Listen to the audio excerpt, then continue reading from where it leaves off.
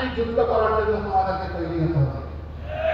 সেই যুদ্ধটা হচ্ছে শিক্ষা প্রতিষ্ঠানকে আগে সবার আগে মেরামত করা। স্বাধীনতার ফসল বাংলাদেশের জনগণের পতাকা এবং ভরে উঠেনি। একটা গোষ্ঠী এটাকে হাইজ্যাক করেছিল, আর একটা দেশের হাতে এটা তুলে দিয়েছিল। গায়েব করার জন্য, নির্মূল করার জন্য যারা যুদ্ধ ঘোষণা করেছিল, সেই যুদ্ধের পরাজিত সৈনিকরা আজকে দেশ থেকে পালিয়ে গিয়েছে। তাদের বিরুদ্ধে যুদ্ধ ঘোষণা করা হয়েছিল, আল্লাহ রাব্বুল আলামিন আজকে তাদেরকে মেহেরবানি করে তার পক্ষ থেকে উপহার দিয়ে মুক্তি দান করেছেন। এই জন্য আল্লাহ দরবারে আরেকবার শুকরিয়া। 15 বছরের মাথায় এসে যারা এই যুদ্ধের সূচনা করেছিল, আমি তাদেরকে আমার অন্তরের অন্তঃস্থল থেকে গভীর ভালোবাসা এবং শ্রদ্ধা জ্ঞাপন করছি।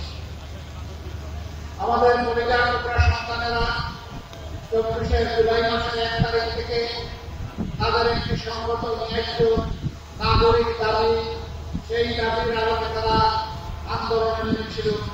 কিন্তু সেই পুরানা কায়দায় হেলমেট এবং হাতুড়ি বাহিনী পাঠিয়ে সরকারি সন্ত্রাসীদেরকে বেরিয়ে দিয়ে সেই আন্দোলনকে দমন করার চেষ্টা করা হয়েছিল। এই আন্দোলনের প্রস্তাব হয়েছিল আন্দোলনের অংশগ্রহণকারী প্রতিটি ছাত্রছাত্রী। তাদের অঙ্গীকার ছিল, হয় আমরা দাবি আদায় করবো, না হয় আমরা শাহাদাত বরণ করবো, মাঝখানে কোনো কিছু আমরা মেনে নেব না। তারা ধারণা করেনি এই দেশেরই একটি সরকার, বৈধ হোক অবৈধ হোক, জনগণের ট্যাক্সের টাকা নাড়াচাড়া করে সেই সরকার জনগণের ট্যাক্সের পয়সায় কিনা, টাকায় কিনা, অস্ত্র দিয়ে, গুলি দিয়ে নির্মমভাবে এদেশের মানুষকে হত্যা করার নির্দেশ দেবে। তারা হত্যাকারী, তারা ক্ষমতায় থাকলেও হত্যাকারী, ক্ষমতার বাইরে থাকলেও হত্যাকারী। যখন প্রতিপক্ষ পায় না, তখন নিজের দলের লোকদেরকে হত্যা করে। হত্যার প্র্যাকটিস জারি রাখার জন্য এই কাজগুলো তারা করে থাকে। 2006 সালের 28 অক্টোবর এই জাতি কখনো ভুলবে না। সেই দিনটি ফ্যাসিস্ট দলের নেত্রী তার সহকর্মীদেরকে ঢাকায় বৈঠক নিয়ে হাজির হওয়ার জন্য আহ্বান জানিয়েছিলেন। প্রকাশ্য দিবালোকে রাজপথে সেদিন পল্টন মোড়ে মানুষগুলাকে নির্মমভাবে পিটিয়ে পিটিয়ে হত্যা করা হয়েছিল। তাদের লাশের উপর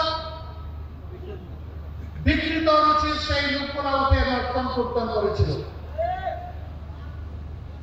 হত্যাকারী, হত্যার নির্দেশদাতা, পরিকল্পনাকারীদের বিরুদ্ধে মামলা হয়েছিল। কিন্তু ক্ষমতায় এসে ক্ষমতার গরমে সেই মামলা তারা গিলে ফেলেছিল। সাময়িকভাবে গিলেছেন, কিন্তু হজম করতে পারেনি। এটা আপনাদের বদ হজমের কারণ হবে ইনশাআল্লাহ। সেদিনকার হত্যাকাণ্ড থেকে শুরু করে 2009 সালের 10 জানুয়ারি ক্ষমতা আসার পর থেকে ধারাবাহিকভাবে যতগুলো হত্যাকাণ্ড সংঘটিত করেছেন, তার সবগুলার বিচার এই বাংলার মানুষ চায়। এই বাংলার মাটিতেই দেখতে চায়।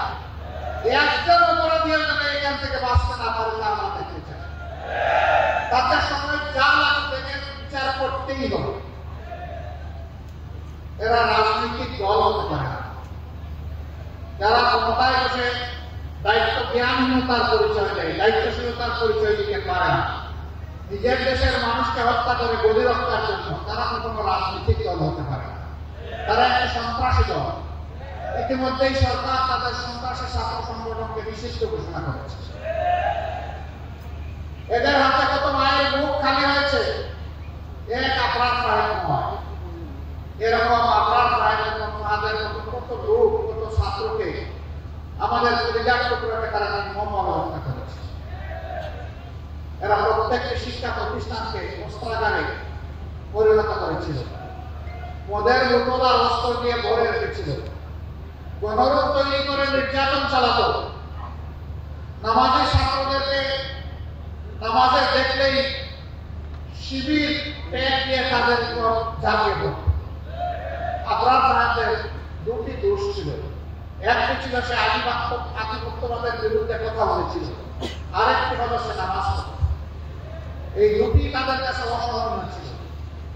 এই জন্য নির্মমভাবে তাকে পিটিয়ে তার জীবন প্রতি নিয়ে নেওয়া হলো।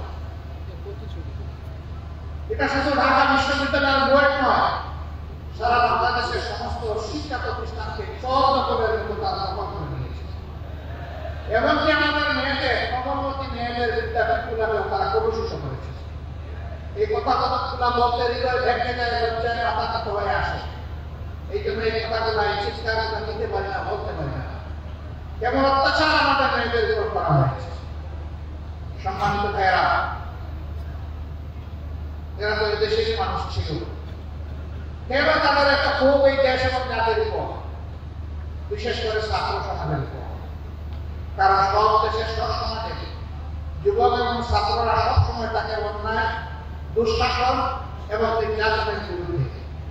এরা কখনো দুঃশাসন এবং দুর্নীতিকে মেনে নেয় না। আর তারা এই দুইটাই জাতিকে উপহার দিয়েছিল।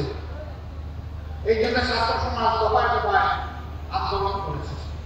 18তেও তারা আন্দোলন করেছে, পরবর্তী পর্যায়ে রবট সেক্টে আন্দোলন করেছে, সর্বশেষ 24-এ এসে তারা আন্দোলন করেছে। দফায় দফায় ধোঁকাও দিয়েছে, আবার শক্তিও প্রয়োগ করেছে, বল প্রয়োগ করে অনেককে হত্যাও করেছে। এই আন্দোলনে 2000-এর কম বেশি আমাদের কলিজার সন্তানেরা, যুবকেরা, শ্রমিকেরা যারা নিহত হয়েছে, আমি তাদের আত্মার প্রতি গভীর শ্রদ্ধা জ্ঞাপন করছি এবং মাহবুদের দরবারে দোয়া করছি, আল্লাহ তাদের সকলকে শহীদ হিসাবে কবুল করুন। যারা আহত পক্ষ হয়েছে তাদের জন্য দোয়া করে আল্লাহ তাআলা তাদেরকে সুস্থতার নিয়ামত দান করুন। ঢাকা মেডিকেলে 7 তারিখে আমরা গিয়েছিলাম আহতদেরকে দেখতে। হাত কাটা, পা কাটা, চোখ নেই, বিছানার পাশে দাঁড়িয়ে বিছানায় বসে জিজ্ঞাসা করেছিলাম কেমন লাগে, বলে যে ভালো লাগে। আহত অবস্থায় রক্ত জমছে, চোখ নাই, তুমি দেখো না, তাও তোমার ভালো লাগে। কেন তোমার ভালো লাগে? বলে যে কারণে লড়াই করেছিলাম সেই লড়াইয়ে বিজয়ী হয়েছে, তাই ভালো লাগে। কি কারণ ছিল? বলে যে দেশকে স্বাধীন করার জন্য লড়াই করেছে। আল্লাহু আকবার। তাহলে 71-এ কি হয়েছিল? হ্যাঁ, 71-এ একটা স্বাধীনতা এসেছিল, এই জাতি এনেছিল। কিন্তু স্বাধীনতা মরুভূমি ঢুকরে ঢুকরে ঢুকরে কেটেছে। স্বাধীনতার ফসল বাংলাদেশের জনগণের পকেটে এবং ভরে উঠেনি। একটা গোষ্ঠী এটাকে হাইজ্যাক করেছিল, আর একটা দেশের হাতে এটা তুলে দিয়েছিল। তারা জ্বলন্ত প্রমাণ। এই 16 ডিসেম্বর পাশের দেশের প্রধানমন্ত্রী তিনি বিজয় দিবসের শুভেচ্ছা দিতে গিয়ে ভারতীয় সৈনিক সেনাপতিদেরকে দিয়েছেন আর বলেছেন এটা ভারতের বিজয় দিবস। যারা স্বাধীনতার চেতনার কথা বলে, বেশি বেশি বলে, তারা এখন চুপ কেন? তাই দেখে আপনারা এটাকে বাংলাদেশের বিজয় স্বীকার করছেন না। আর যদি বিজয় স্বীকার করে থাকেন তাহলে প্রতিবাদ করেননি কেন? আসল রূপ তাদের প্রকাশ হয়ে গিয়েছে, কারণ তারা তাদের মাথা ইজারা দিয়ে রেখেছে পাশের দেশ। এদের মাথা নিজেদের মাথা নয়, ওইখান থেকে রিমোট কন্ট্রোলে যা বলা হয়েছে তারা 15.5 বছর তাই করেছে। শিক্ষা যেহেতু জাতির মেরুদণ্ড, এই জায়গায় বেশি আঘাত দিয়েছে। উদ্দেশ্যহীন, মানহীন একটা শিক্ষা ব্যবস্থা দাঁড় করিয়ে দিয়েছে, যা বাস্তব জীবনে এই জাতির খুব কমই প্রয়োজনে আসছে। শিক্ষায় কোনো গবেষণা নাই, চর্চা নাই, উৎকর্ষ নাই, নৈতিকতা নাই, দুনিয়ার সাথে কোনো মিল তাল নাই, সব কিছুকে একদম তছনছ করে দিয়েছে। আমি ইসলামী ছাত্র শিবির এবং এখানে অন্যান্য ছাত্র সংগঠনের যে সমস্ত নেতৃবৃন্দ উপস্থিত আছেন তাদের কাছে আমি আহ্বান জানাতে চাই, আরেকটি যুদ্ধ করার জন্য তোমাদেরকে তৈরি হতে হবে। সেই যুদ্ধটা হচ্ছে শিক্ষা প্রতিষ্ঠানকে আগে সবার আগে মেরামত করা। শিক্ষা যেহেতু জাতির মেরুদণ্ড, এই জায়গায় তোমাদেরকে শপথ নিতে হবে, আর কোনো ছাপাতি কোম্পানিকে ওখানে ঢুকতে দেওয়া হবে না, কোনো দাদাগুকে ওখানে ঢুকতে দেওয়া হবে না, অস্ত্র নিয়ে ওখানে ঢুকতে দেওয়া হবে না, জনরূপ যারা কাজ করে তাদেরকেও ঢুকতে দেওয়া হবে না। শিক্ষা প্রতিষ্ঠানে টেন্ডার বাজে চালাবাজি যারা করবে তাদের কোনো ঠিকানা শিক্ষা প্রতিষ্ঠানে হবে না। শিক্ষা প্রতিষ্ঠানে শুধু যদি তাই থাকে তাহলে আগামী বাংলাদেশ ঘুরে দাঁড়াবে ইনশাআল্লাহ। যদি তোমরা শিক্ষা প্রতিষ্ঠানকে সেইভাবে গড়ে তুলতে পারো তাহলে 24-এর এই ত্যাগ ইনশাআল্লাহ শতবার সফল হবে। আর যদি শিক্ষা প্রতিষ্ঠানকে গড়ে তোলা না যায় এই জাতি বারবার পথ হারাবে। এই জন্য পথ হারা জাতিকে এখন পথের উপর টেনে ওঠানো তোমাদের দায়িত্ব। এই জন্য আমরা তোমাদের সাথে আছি। এই যুদ্ধে যেভাবে 24-এ আমরা তোমাদের সাথে ছিলাম 36শে জুলাই পর্যন্ত, আগামীতেও তোমাদের সাথে থাকার অঙ্গীকার আমরা ব্যক্ত করছি। তোমরা এগিয়ে যাও, আমরা তোমাদের সাথে আছি ইনশাআল্লাহ।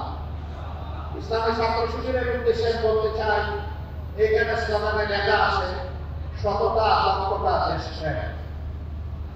এই তিনটা জিনিস যাদের অন্তরে থাকবে, বুকে থাকবে, তারা ইনশাআল্লাহ জাতিকে ভালো কিছু দিতে পারে।